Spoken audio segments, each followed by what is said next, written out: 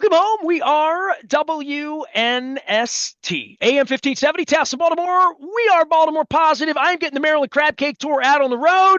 And my guest, my defending champion of all things honor and defense in football and Super Bowl 35, would love to come out and have a real crab cake. I was out in Albuquerque last week, and place I was had Maryland style crab cakes. But Marvin Lewis is going to be my guest, and I'm doing the crab cake tour. I will be doing Raven scratch offs at Costas. We're going to be at Coco's. We're going to be at Pizza John's, honoring the late great Craig Heist as well. So I'll be doing all that. And bye week allows me to call old friends, new friends, people that still put up with me and like me all these years later, even decorated, honored individuals like my friend Marvin Lewis. 30 years into this, watching football. First things first, man. What are you doing? I mean, you were here like a minute ago coaching the Raiders again, and are you happy? I love you so much. I just want you to be happy, Marv. I'm good, but before we get to that, you mentioned Coco's. It See, just happened that we keep the freezer stocked with Coco's around here now, even in Scottsdale. So that's all good. see, Marcella's going to be so pleased about this. That it's almost like a crab cake tour stop here at Coco's. So I hope you Yeah. do. You drink wine with that? Is that like you go white wine with that, or what do you do? Is it old No, we're fashioned not beer? we're not drinking much wine anymore. You're not allowed to do that. No, not as much anymore. Oh But God, I'm gonna raid your cellar. What's left of it then? I need to do yeah, that. But you get, how are you? What are you doing? You were I'm doing the good. Raiders and you were there with your Yeah. protege, So yeah? I'm working for Sports USA that carries two NFL football games each Sunday. And so I do the color on one of the broadcasts. Um, I guess I've done this 4 games so far this season, and have like 3 or 4 upcoming. I was hoping to get to come to Baltimore a couple weeks ago to do the Texans game, but they kind of bumped me for Brandon Noble. But that's the way it goes. He could get on a train; they have to put me on a plane. So, Well, but no, I have enjoyed it. you're out in Phoenix, right? You're out in the Phoenix Yeah. area and where your daughter was and where you coached at Arizona State and all that. Are you done? Are you done coaching, or are you still want the phone to ring? Do No, something. I would say I'm pretty much done coaching, and Peggy's not even here to give me shit about it. I've never heard you say. Did you say I'm pretty much done coaching? Did you say that? Yeah, well, Have it's you said that in Cincinnati yet? Or I mean, is this first? Are you letting the cat out the bag here? Because we're no, friends. no, it's I had been done, and then they drug me back in last year. I mean, I appreciate the opportunity to try to help somebody out, help a friend, and people reach out that way, and then you think about it. That's the thing. But to, uh, you know, but that's the thing. It's just, if I could support and help somebody, I still stay really in touch with the guys here at ASU. If I'm in town, I spend one day a week down there at ASU, watching tape with the coaches, watching practice, sit with the head coach, talk to him. He has questions to bounce off, and a couple of the players, they have a really good wide receiver who kind of wants to know what's up next. And so I try to help talk to him, although he's got a really good mentor in Hines Ward there now. So that's a good thing. Well, what did you love about it? Like at the end, I mean, at the end with the Raiders, like what's the Oh, essence of it that you love? you love the preparation. You love the work and the preparation. And, people don't understand this, but you actually do relish the hours. And, the get home at 1 a.m. And I only rented a home. It was 3 lights from the office. So it was really cool. But there were a couple of days where I had to act like I was home and call my wife and say I'm home. And I really wasn't. But, How you getting any golf in like this, man? well, I didn't get any golf in. It's golf was secondary to that. And, so, but, I really enjoyed last year, and unfortunately, they pulled the rug from under us, which wasn't fair, in my opinion, and how Antonio was treated. It wasn't fair. Nothing got done that needed to be done to help us win football games, and then the injuries just start to mount, and then you're in trouble. You came in It's and beat the hard to, Ravens out of the gate, yeah. right? Literally. Well, we had a little bit. We had lost one starter then, and but Devontae had a very good game that day, and then he got hurt 2 weeks later, and he was hurt, and then we traded him. So, but we just struggled at quarterback all year, and we had a bunch of guys get hurt on defense, and it just makes a difference when you don't have your guys. You begin the season, you have the 53-man roster, and you just hope and pray, fingers crossed, that you can weather the storms of injuries and you don't get decimated at one position. And when that happens, I mean, really, it's really hard. Well, And and I guess that brings me to where we are here with the bye, right? Like, I mean, good, bad, ugly. You had playoff teams, you had bad teams, you had hurt quarterbacks, you had second string, third string, you had brothers of quarterbacks, of first string quarterbacks in your day. Um, the Ravens circumstance. If you're calling the Ravens game this week, I mean, if you and I got together privately, might be a different conversation, but just from a general, and I've gone after John about accountability and these guys going out the back door and the injuries. They had $150 million worth of football player that wasn't on the field had you been in here for that Houston game. yeah, well, and there you go. You kind of just stay it. Literally, I'm hearing from a lot of people in Cincinnati regarding the same kind of things. Because when you lose your quarterback, it's hard. And then you have if other guys are hurt at other positions. I think Van Noy's been out for a while, from what I understand. And, so you leave, Roquan's out. You lose a lot of the leadership. Kyle Hamilton, I think, was out. I mean, you lose a lot of leadership on defense. And I mean, that's hard to replace. So that's unfortunately the part of the NFL that you can't gauge. There's no way you can look at a crystal ball going into the season. You just hold your breath and you hope these things happen, and we can continue to play with the same guys. Because when you can't, it's even the what's the word I want to say? You play the other side of the ball plays so tight because they know they have such a thin margin of error. Marvin Lewis is my guest. He is golfing, calling games, doing all this stuff on the radio, and being a grandpop. And finally, after all these years, making me feel good that you might live a longer life just getting the hell out of the business. You know what I mean? But for the Ravens and for injuries and for defense, and your name gets brought up in all sorts of ways about how awful the '96 defense was and how great the legendary. I mean, you've been on both sides of this. I sat in offices with you and Jim Schwartz and Mike Smith looking at film of how bad it was and how great it got and how you survived it and through all that period of time and it got you a gig and you survived all sorts of gigs in Cincinnati with good teams, bad teams, and you don't even know what you have. I mean, Harbaugh thinks I hate him. I picked him to win the Super Bowl 7 weeks ago. So did a lot of other people. And now at 1-5, trying to pick this thing up in bye week. I mean, what does this represent for the organization at this point, trying to get Lamar healthy and trying to get uprighted where, Cincinnati and Cleveland probably aren't coming, but wow. I mean, Tomlin's got him playing in Pittsburgh. Rodgers looks, I mean, they're out in front on this thing, trying to catch up and trying to get through the bye, get motivated and say, all right, let's get to 2-5. Let's get to 3-5. Let's get to 4-5. Because certainly from my perspective as a media guy, looking at the schedule, looking at the quarterbacks they're going to be facing the next few weeks, they got a chance. I'm not joking with John when I write a nasty letter to him for the public to see, where I say I think you'll be 7-7. I wouldn't bet against them winning some games here and getting it to the point where when they get to December, they're going to have to go win some big games. But I don't feel like it's over for them. And I don't know how many 1-5 teams you could say that about, Marv. No, I think when you have the quarterback they have, and those guys I mentioned on defense, particularly Roquan and Kyle.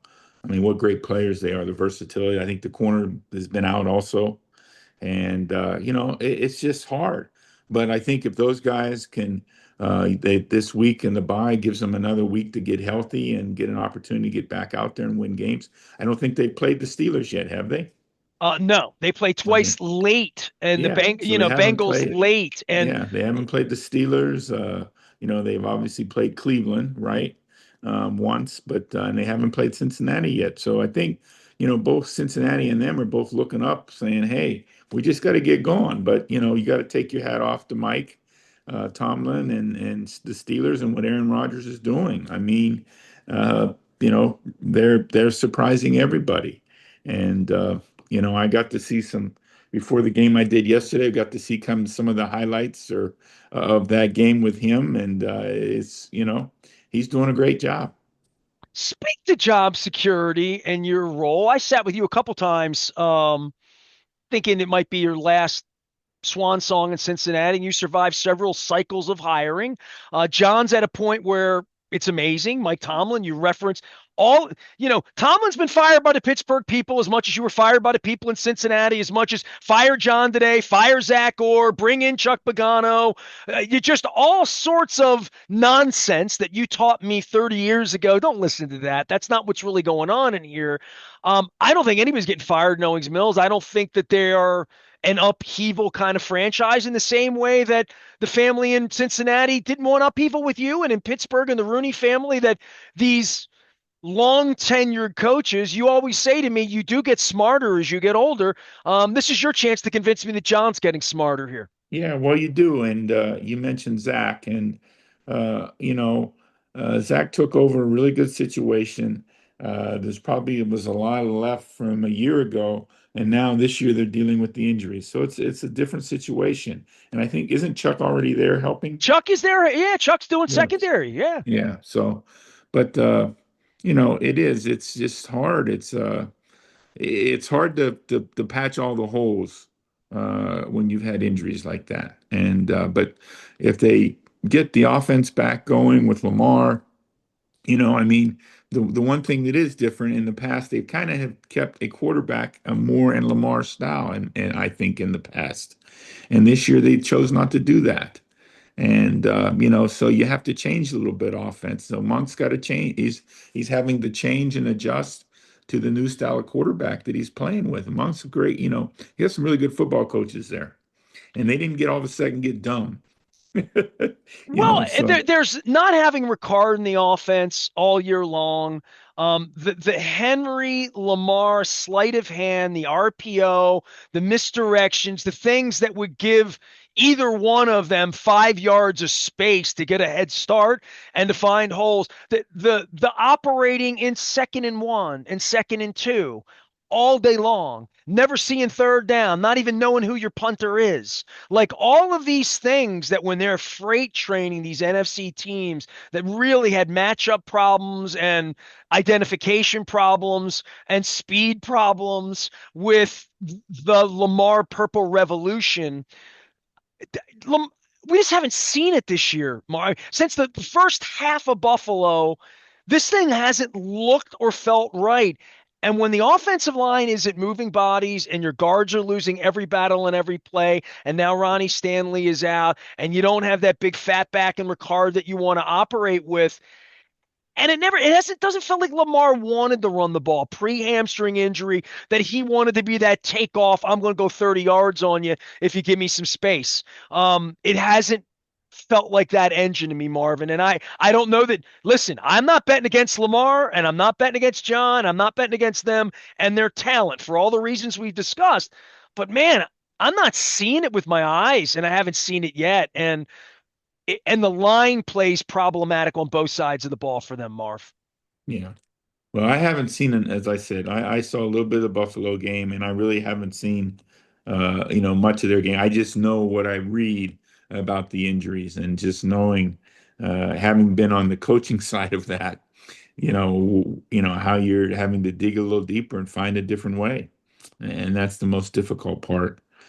So and you need one side of the ball in the case of that to make some explosive plays, whether it's a turnover or it's in down deep somebody else's territory, to give the offense a short field or an explosive play on offense. And then it gets, kind of gets the juices for everybody going, and maybe you play a little better than you are. You play a little bit above your necks. And I hopefully this buy will help them get the ship righted and move forward, and get right back in the race, because there's a lot of football left. It's so problematic when you can't get after the quarterback. Yeah. And they've had that problem. They traded Owe, and now Robinson gets hurt. I mean, Van Noy was, out the back door, not playing a lot and kind of long in the tooth and was injured himself. Uh, From your perspective, with no pass rush, what do you do? Cover your ass That's off, right? Right? you mentioned 96. Well, that's why I'm bringing that up. I'm seeing you with the little red pointer and Schwartzy in the corner with his I little can't sandwich in the yeah, bag. I can't draw good players. You know, I can doodle all I want, but I can't doodle the guys that can knock the quarterback down. You know, Well, that that's hard changed to for do. you here. Let's talk about things everybody here is familiar with. By the way, Marvin Lewis is my guest, as always, the man, the myth, the legend. I remember you and I out at Bertucci's. I tell people this. We would go into Bertucci's and they would have those crayons and we'd order pizza and you'd be drawing up X's and O's that if I have McCrary, if I had Goose do this, if we got Sam Adams to come play, hey, Woodson, we can move Woodson over to safety. He can play. Like you had all of these conceptual things, but a lot of it really was like McCrary, Bulware, rush the quarterback. Is Bulware a linebacker? Is he an edge rusher? Can he put his hand in the dirt? Does he want to? Does he want to drop back and cover? He didn't. Like all of those things that going after the quarterback is where the money is and where the glory is and where the sack dance is and all that. But it really is getting the offense off the field. And if you Oh, it's can't really. pressure the quarterback, you're done. Yeah, if you want to affect the other sideline, you knock the quarterback down. You want to get the other sideline's attention, you knock their quarterback down.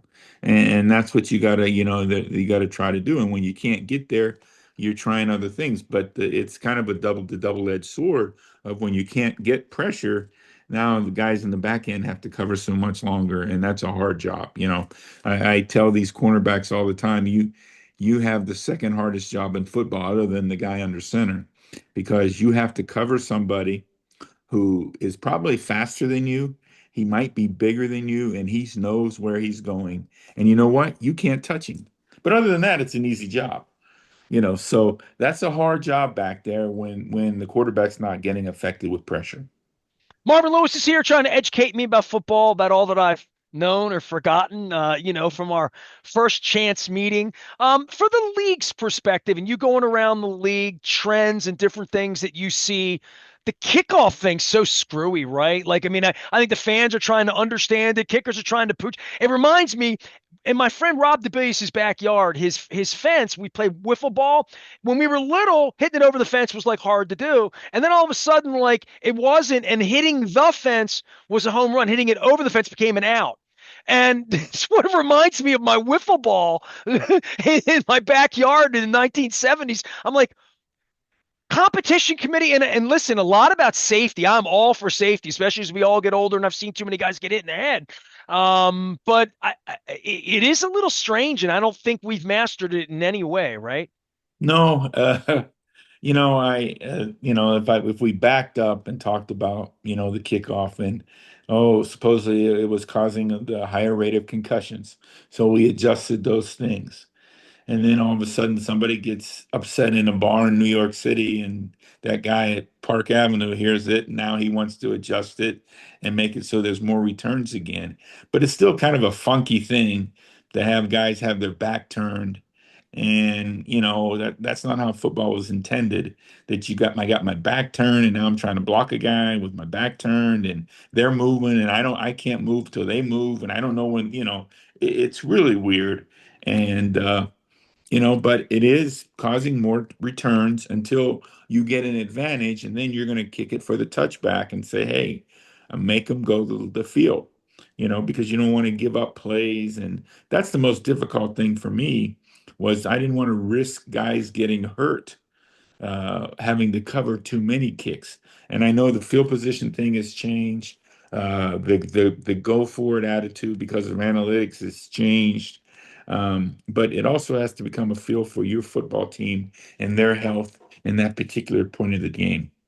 You've been around the college campuses a little bit. I mean, if you and I were having a glass of wine together and having a meal talking about this stuff, the NIL part of this and how the college campuses have changed and how the sport has changed. You've been on both sides of it as a player, as a young man, and a coach and a recruiter. Idaho State, all your background and then making your chops in the NFL and trying to deal with agents and players and wives and families and the differences of all of it.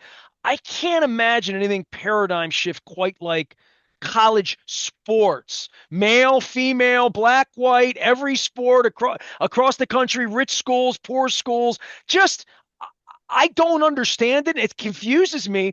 And I was on your campus out in Tempe a couple weeks ago having some pancakes at the Snooze AM right there in Tempe, downtown Tempe. We took one of those crazy Waymos that don't have a Waymo. driver. It was the best, man. I can't wait to come back to Phoenix. I'm taking a Waymo to your house from Sky Harbor.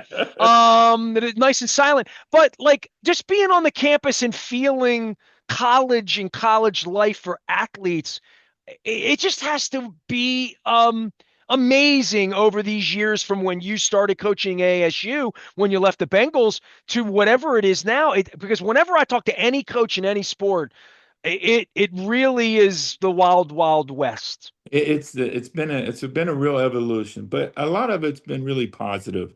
And I think for some families it's been game changing, and that's great if they are counseled and directed that this money isn't forever. And but it can give somebody a jump start because they're not all going to make it to the National Football League. That's the number one thing. They're not all going to make it to the National Football League. Less than, I don't know, 3 or 4% is all going to make it. Because when you're in the NFL, like when you're in junior high, people graduate and they move on. When you're in high school, people graduate and they move on. When you're in the NFL, you hold on to your chair. You like that seat. And so the attrition rate is not as big, the graduation rate or whatever you want to call it out of the NFL because guys want to play. But like just going back to ASU, there's no more talk about, man, I got to pay for a parking pass. That's part of what they get NIL wise. So they get a parking pass. The, those kind That of sounds like a money. small thing, but that's not a It small is thing to an it's 18-year not old a kid. small thing that it is. You can't give a kid, you know what I mean? Because it was, I don't know, $500-600 a semester. So most of them didn't do it. You know, a lot of them didn't do it because it wasn't included in their scholarship. So one of the first things they did was, okay, we're putting money into that. So you all get a parking pass. We don't have to fool with the tickets. The guy's not out there with the boot every other day. When I look out the window Oh, from my jeez. office Can you imagine? I and mean, see the guy out there these in the kids are with the trying to go boot. to school, meet girls, have fun, play football, Yeah, be NFL player, like just all of it, right? Like yeah. um I But spent that's 5 minutes in a bar in Scottsdale there with all young people, and I'm like, this is a Oh, world that I'm not. it's a different world, and I can remember during COVID looking out my window, and Coach Edwards coming in my office, Herm coming in my office, and I said, Coach, we've got no shot. And he goes, What do you mean? I see, you see, look out there, because the stairs to Sun Devil Stadium became the aerobics gym for the co-eds who had made it back to campus. I said, we've got no shot, you know, because we're telling the players you need to stay kind of quarantined in your own groups and everything. And, you know, It's it is what college it is. life, man. It's college life and it's ASU life, more importantly. And, and when, and when it's 115, and there's not a lot of jackets being worn. The misters are on for sure. Yeah. Marvin Lewis is here. He is still loving football, talking about football, calling football weekly. And but per his wife, his kids. How's Marcus? What's he doing? Marcus is helping out at UNLV. So he's still living over there in Henderson, Nevada, and helping out at UNLV. And they're 6-0 right now. And I don't know how, but they're doing it. They're finding a way to win. They've got Rebels a are running, are they? yeah, running Rebs are doing it. They got a quarterback who makes plays. He's like the Caucasian version of Lamar Jackson. I mean, the kid is amazing, and I don't think I don't know. I'm not. He might be 5'11", Okay. uh, but he is I amazing, like guys that are built like me that can actually do it. and I tell I mean, Muggsy that. he makes plays all the time. And he just, you know, they beat Air Force. I don't know, I think it was either 48-51 or 51-4 or 55-51 or something on Saturday. I couldn't stay for the whole end because I was flying to Chicago to get to Green Bay to do the game to give the game yesterday. So, but it's an amazing thing. So they got to go to Boise this week. So again, they got a tough road trip. to a team that, has a great history, great tradition, was in the playoffs last year. But man, they're doing it, and it's been fun to go to the games, and it's a little different atmosphere than the Raider games at Allegiant Stadium. But Yeah, I saw somebody post a picture. It looks like they get like 8,000 people in the lower deck, kind of sort no, of. Yeah, a little bigger than that. that's probably a little more than that. But there's a great tradition of football at UNLV, and we were Kenny standing Mayne in. tells me that every time I talk to him. We were standing in line to go into the stadium the other day because the gates didn't open till 11 o'clock. And these two older gentlemen were standing there and they were talking to us and explaining everything. I said, you guys aren't first timers here, are you? He said, oh, no, we've been to a few games. That's And I Randall mean, Cunningham, probably. and I mean, he looked at he looked over my shoulder and saw my ticket, and he said, "Oh yeah, you're in my section." And I said, "That's all right." He said, "Yeah, we're in a good section. We get free beer, we get free food, we get da da da da da." But I didn't have that wristband he had, so. But anyway, but no, it's been good, and it is amazing, and they've done good. Marcus Arroyo did well there. The kid that's Odom, who's at Purdue now, he did well. So they've had coaches the last 3 years, Dan Mullen now, that have done good jobs there. The last five, I guess it's been 5 years since Marcus was there. So, because he's been at ASU now, this is third year at ASU. So, they've done a nice job. And Well, just Marcus coaching and having a kid that is now a coach. I couldn't say I saw well, that coming. he's actually, and the guy he's coaching is leading the country in interceptions. He's coaching the nickelback, number 9. Brown.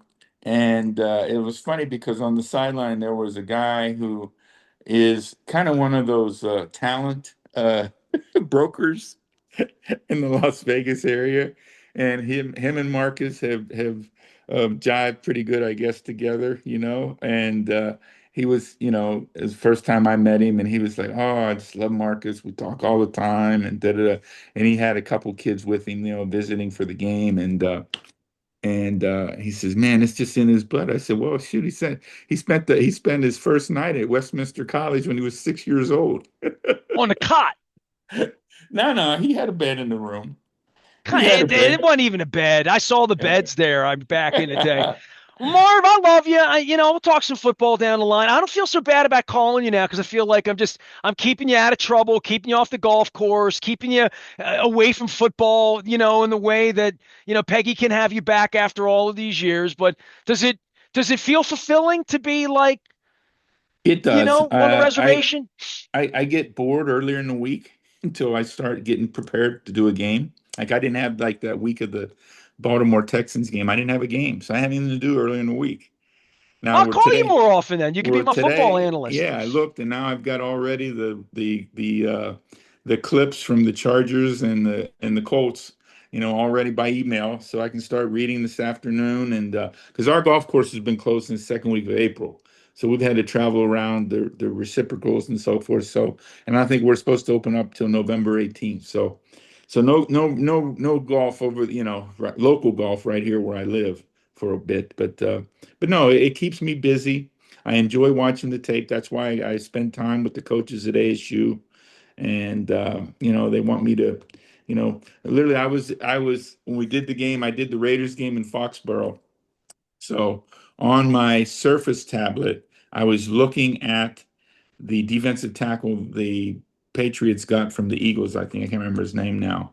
And then on my iPad, I had the UNLV game.